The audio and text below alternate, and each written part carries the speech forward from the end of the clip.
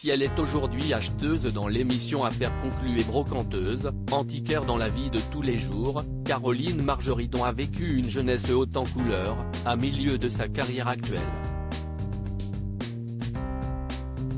Inscrite en établissement catholique alors qu'elle était encore une enfant, la jolie blondie a fait les 400 coups avec une autre personnalité bien connue du grand public.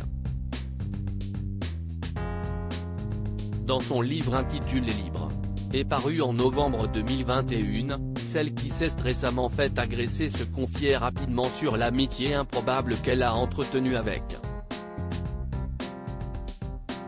la princesse Stéphanie de Monaco.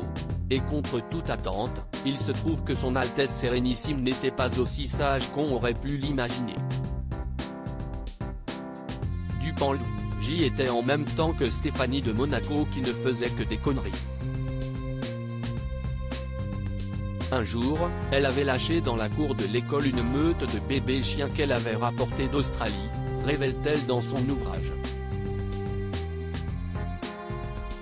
Malgré tout, la vie passant, les deux femmes n'ont pas continué à entretenir ces liens.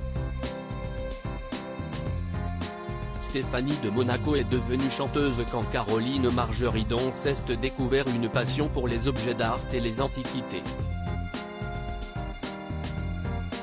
Une élève un brin turbulente. Mais la célèbre brocanteuse garde d'excellents souvenirs de cette époque innocente. Quelques jours après la parution de son livre, elle se confiait d'ailleurs déjà à ce sujet dans les colonnes de gala. Elle était tellement drôle. Elle faisait beaucoup de bêtises mais ça m'arrangeait bien, parce que comme elle en faisait plus que moi, je pouvais faire les miennes sans qu'on me chope, expliquait-elle alors. Lors de cette même interview, l'amie de Sophie Davant était également revenue sur l'anecdote mentionnée dans son livre.